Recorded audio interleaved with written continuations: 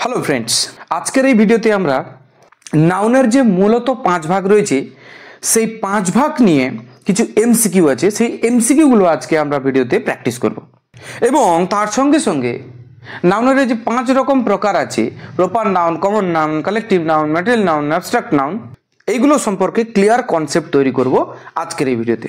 আজকের ভিডিওতে আমরা দেখতে পাচ্ছি প্রথম প্রশ্ন আছে, the Ganges is a holy river.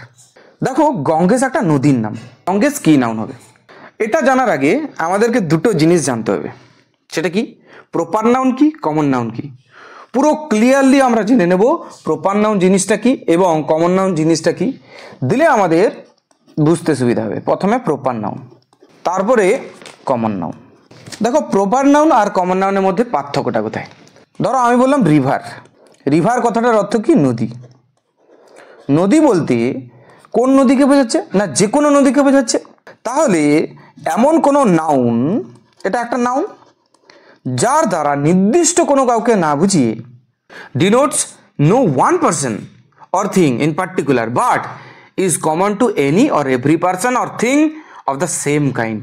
একই জাতীয় প্রাণী বা বস্তুর সকলকে বোঝাবে, তখন তাকে কমন নাউন বলে। কি বলে? তাহলে তখন তাকে কি বলছে? Common noun. গঙ্গেস বললাম, তাহলে এটা গঙ্গা নদীকে নির্দেশ করছে। কাকে? গঙ্গা নদীকে। গঙ্গা নদী বলতে কি যে কোনো নদীকে বোঝায়? গঙ্গা বললে কিন্তু একটা নির্দিষ্ট নদী যেটা ভারতে অবস্থিত, সেই নদীকে বোঝাচ্ছে। তাহলে পার্টিকুলার একটা রিভারের নাম, তাহলে পার্টিকুলার বা বিশেষ কোনো নদীর নাম বোঝাচ্ছে।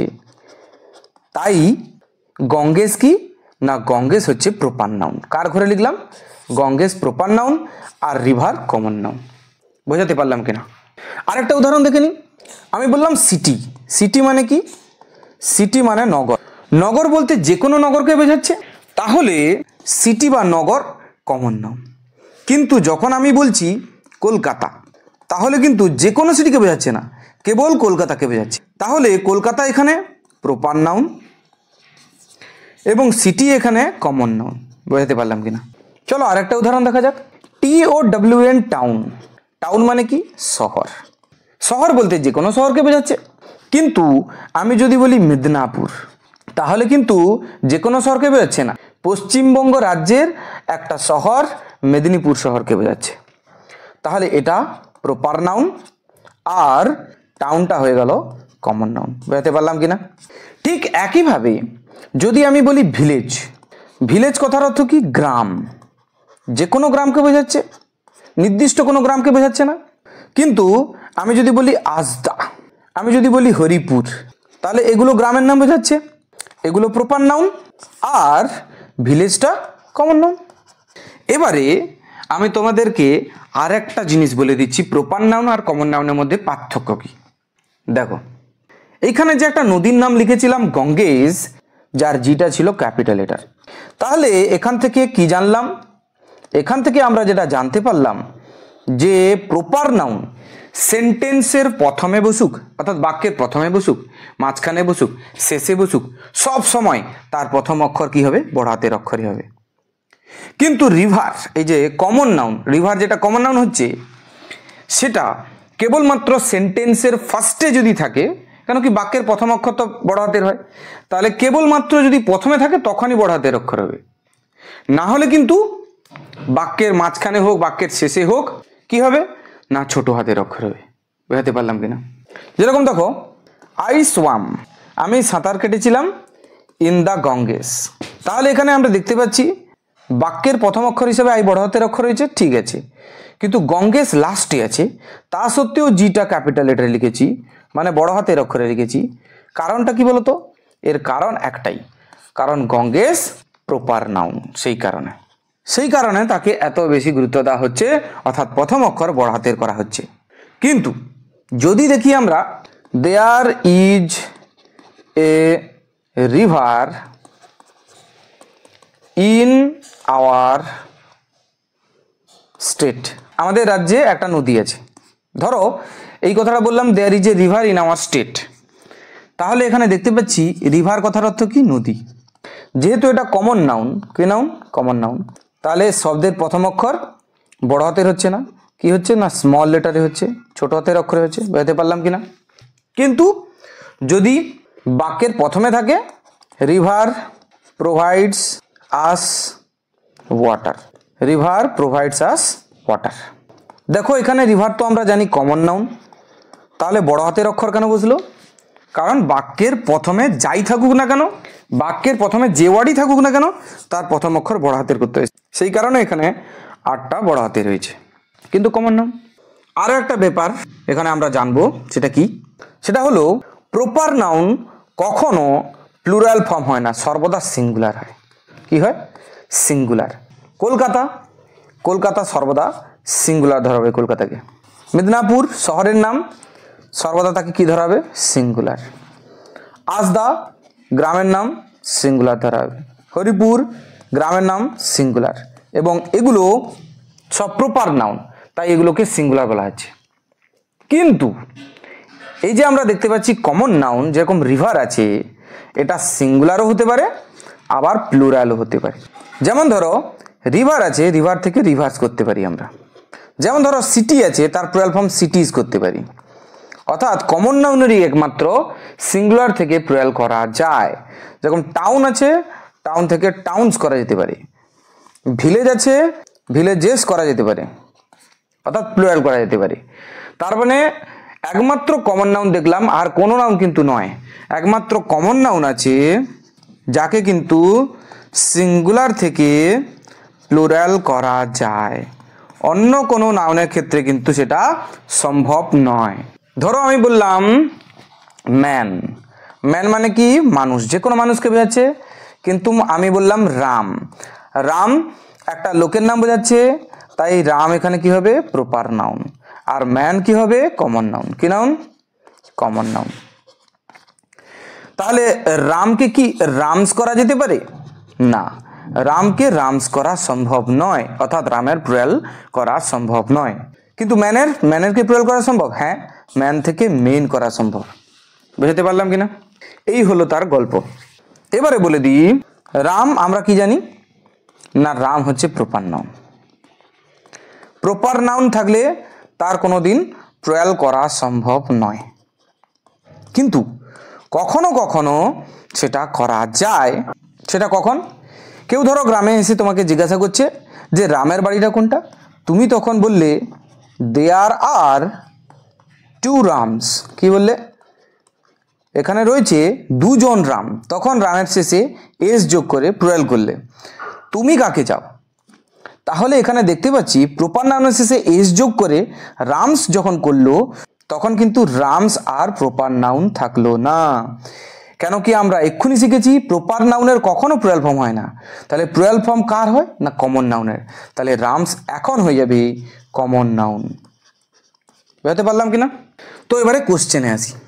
কোশ্চেন ছিল classify the underlined noun Ganges is a holy river. Simply একটা নদীর নাম বলেছে, একটা নদীর নাম বিশেষ নাম বোঝাচ্ছে, পার্টিকুলার নেম, নির্দিষ্ট একটা নদীর নাম। তাহলে এটা কি নাউন? না, তাহলে এটা প্রপার নাউন। পার্টিকুলার নেম মানে প্রপার নাউন। প্রপার নাউনের আরেকটা বৈশিষ্ট্য কি? প্রথম অক্ষর কি হবে? বড় হাতের হবে। তাহলে গঙ্গেস এখানে প্রপার নাউন, তাহলে সঠিক উত্তর হচ্ছে অপশন এ। পরের প্রশ্ন আছে write the type of noun of the underlined word. Underline করা যে শব্দ সেটা কি ধরনের নাউন সেটা বলতে হবে। তাহলে এখানে আন্ডারলাইন করা আছে রিভার, আমাদেরকে বলতে হবে রিভার প্রপার নাউন না কমন নাউন। দেখো প্রথমে যেটা দেখতে পাচ্ছি রিভার স্মল লেটারে আছে। স্মল লেটারে আছে মানে কি? ছোট হাতের অক্ষর, মানে কমন নাউন হওয়ার সম্ভাবনা রয়েছে। কিন্তু সেটা যাচাই করে নেব কিভাবে? না তার প্লুরাল ফর্ম কি করা যায়? হ্যাঁ, রিভার থেকে প্লুরাল ফর্ম করা যায় রিভার্স, আর অলরেডি এখানে প্লুরাল ফর্মে দেওয়া আছে। তার মানে প্লুরাল কার হয়? কেবলমাত্র কমন নাউনের প্লুরাল হয়। তাহলে এখানে রিভার্স কমন নাউন। রিভার মানে এছাড়াও আরেকটা কি বোঝাচ্ছে? না যে কোনো নদীকে বোঝাচ্ছে, নির্দিষ্ট করে কোনো নদীকে বোঝাচ্ছে না, তাই রিভার সেদিক থেকেও কমন নাউন। এখানে আমরা আরেকটা জিনিস জেনে রাখবো, সেটা কি? কমন নাউনের আরেকটা নাম আছে, সেটাকে কি বলে? না কমন নাউনকে আমরা ক্লাস নাউনও বলে থাকি। কি নাউন বলে থাকি?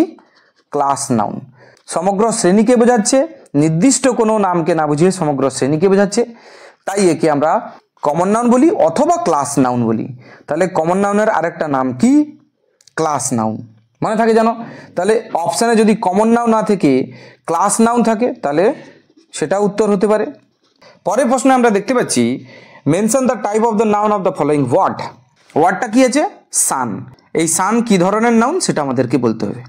কিছু কিছু নাউন আছে আমরা যেটা দেখে নেব এক্ষুনি, যেরকম সান, যেরকম আর্থ পৃথিবী, যেরকম মুন চাঁদ, এগুলোকে সর্বদা কমন নাউন ধরা হয়। কি ধরা হয়? Common noun.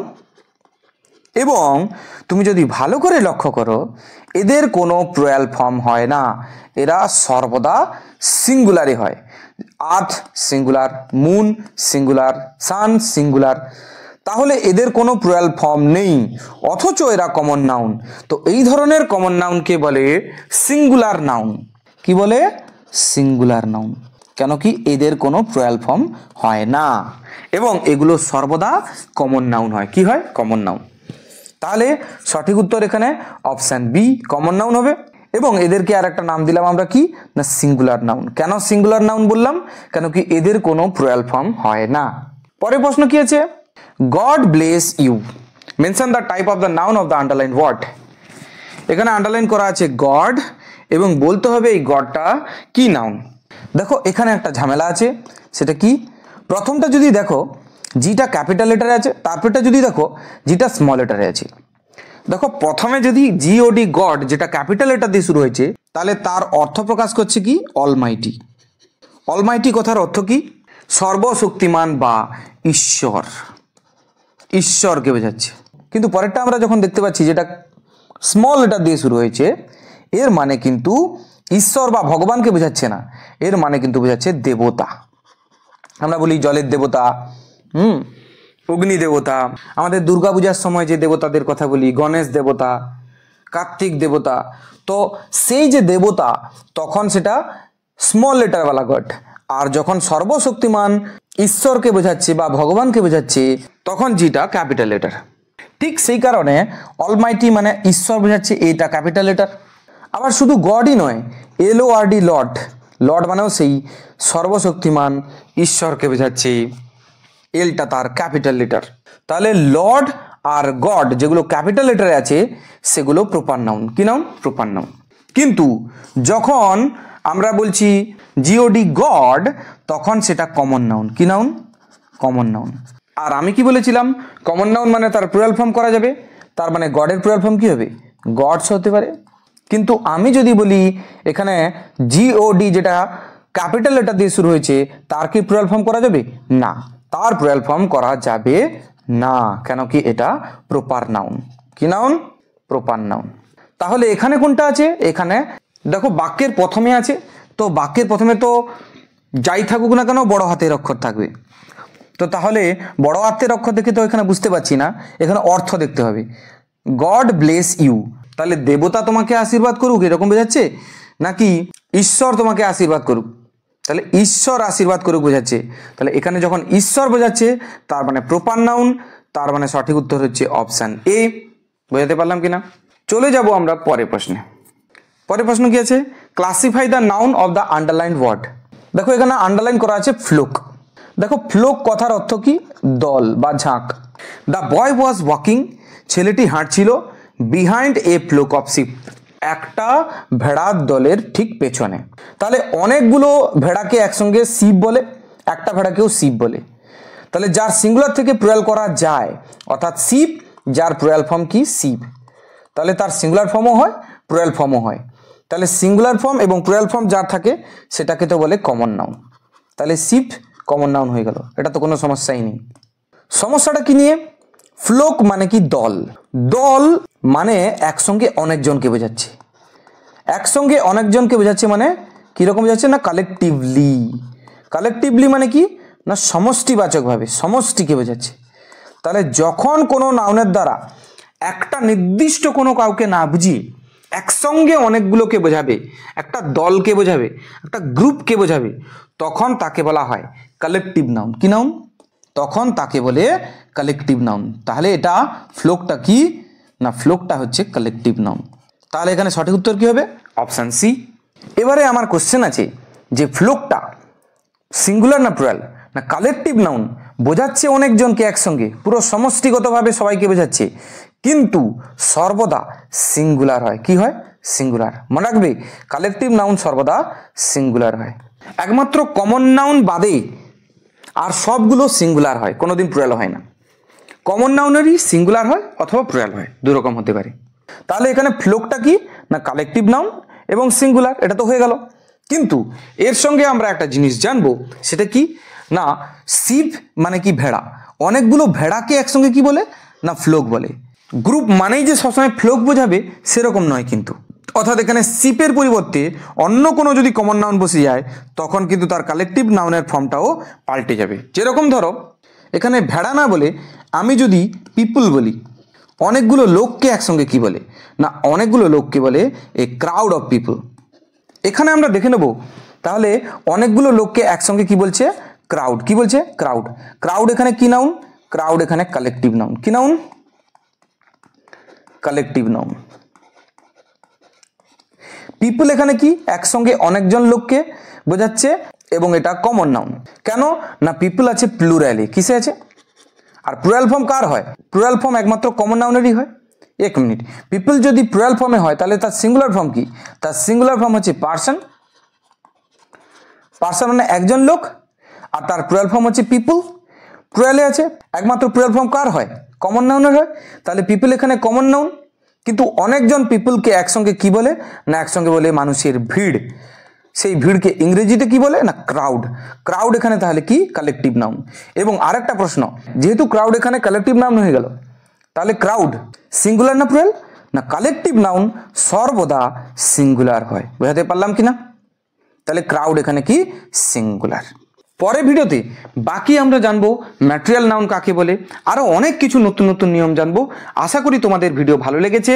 যদি ভালো লেগে থাকে তাহলে অবশ্যই চ্যানেলকে সাবস্ক্রাইব করো আর বন্ধুদের মধ্যে শেয়ার করতে ভুলো না, আর ভিডিওকে অবশ্যই লাইক করো। Thank you very much. আসছি আবার পরের ভিডিওতে।